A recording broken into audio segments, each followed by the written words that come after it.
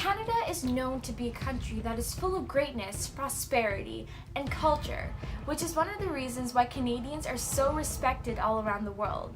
The things that were done during World War I, World War II, the Cold War, and are even done today show how Canada is a respectable representation of how the world should be.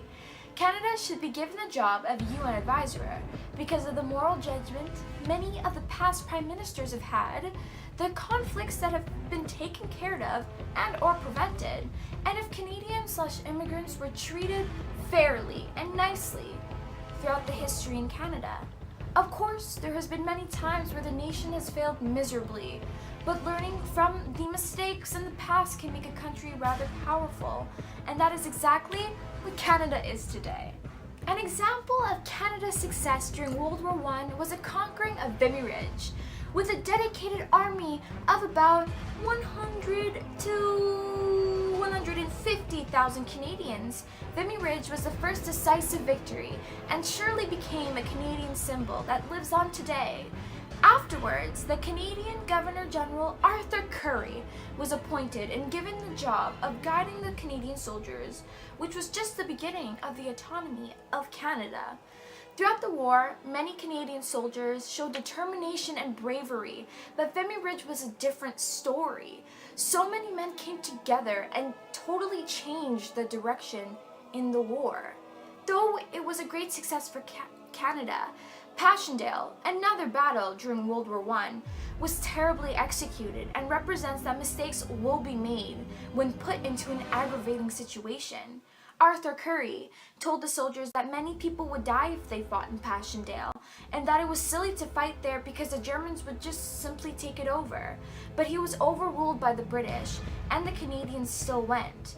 Though the Allies still won Passchendaele, so many men were wounded and killed, and that probably wouldn't have happened if they didn't just run into an unknown battle. It was a bad choice on Canada's part, but it proves something quite wonderful about how the Canadian Army has grown. They now take the time to fully understand what they are doing and observe the situation, which is why there are fewer conflicts that involve the Army nowadays. Plus, in Vimy Ridge, Canada redeemed itself and proved something to the world. That Canada is its own country and deserves to be treated with respect. No nation is perfect during a time of war.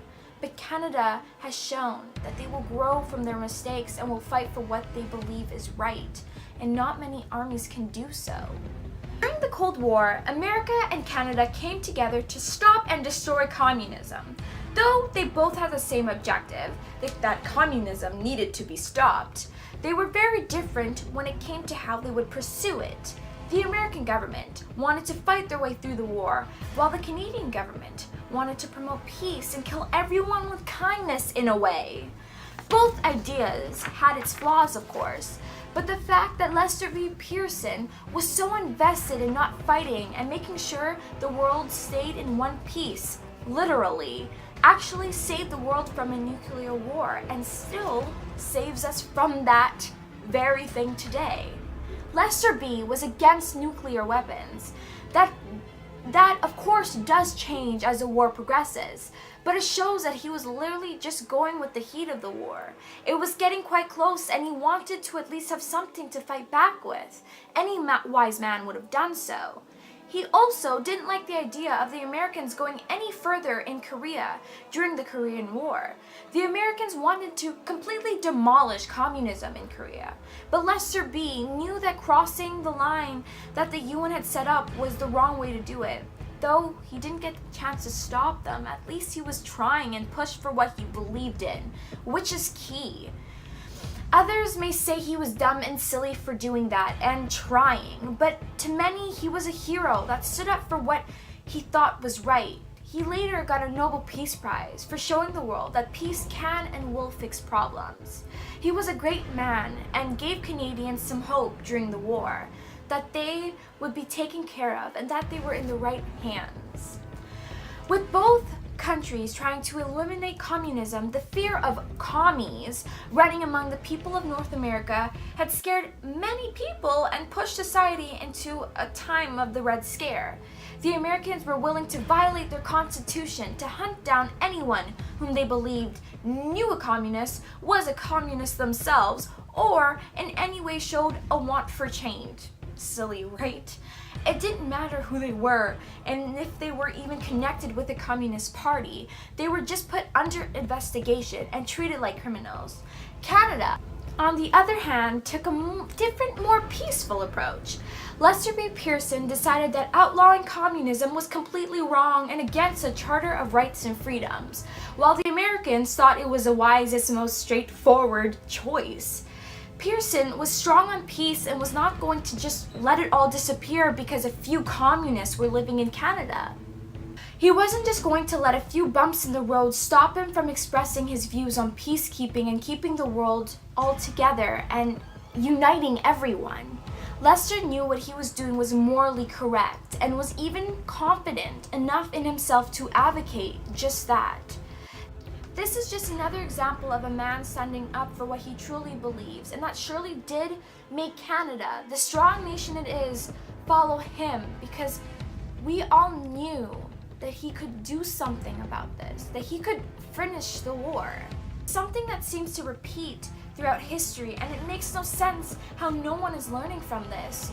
A group might be oppressed for a bit, and then that changes over time, which is great for them, but there always seems to be another group of people that the majority treats harshly afterwards. From 1878 to 1923, many can argue that this was a time in history where the Canadian government was simply wrong in their judgment. Head tax was given to those who were Chinese immigrants, and this created a social norm to dislike the Asian community. The Chinese that did live in Canada were given the jobs that the white man didn't care to do, and were treated like leftover casserole, and no one likes leftover casserole. It wasn't the right thing to do, and even today people have to deal with knowing that about 120 years ago, they probably weren't wanted in Canada, which of course isn't the easiest thing to do. I can stand here and claim that Canada has learned from their mistakes when it's come to immigration laws and how immigrants are treated in Canada, but it hasn't changed as much as we'd like to believe. Yes, of course, there are more people from all around the world in Canada, but there are requirements to get into here that I, for example, don't have to meet because I was born here, and that's not fair. It's as if we are a clique in a way, willing to have new members, but at a cost that many can't seem to fulfill. Canada is not perfect and will never be near that. We as a country might have setbacks, but I think we are moving forward and learning how to accept others, which is a great thing. The Somalia affair in 1993 was a military scandal that became public after 2 Canadian soldiers beat a teenage boy to death while they were peacekeeping in Somalia. This shamed Canada, and even though it was done by only Master Clayton Machie and Kyle Brown, it made the army look terrible, and it's totally understandable why. Those 2 men basically killed a teenager because of his race, something of course he cannot control, and then disgustingly decide to take photos of Sedan Erabuka Aaron as if his dead body was a prize of some sort. This situation actually could have been prevented if the Canadian Airborne Regiment didn't just group up their bad apples all together. Plus, there was a lot of racism going on, being as people would just yell out racial slurs. And even McKay bought a shirt with a swastika on it.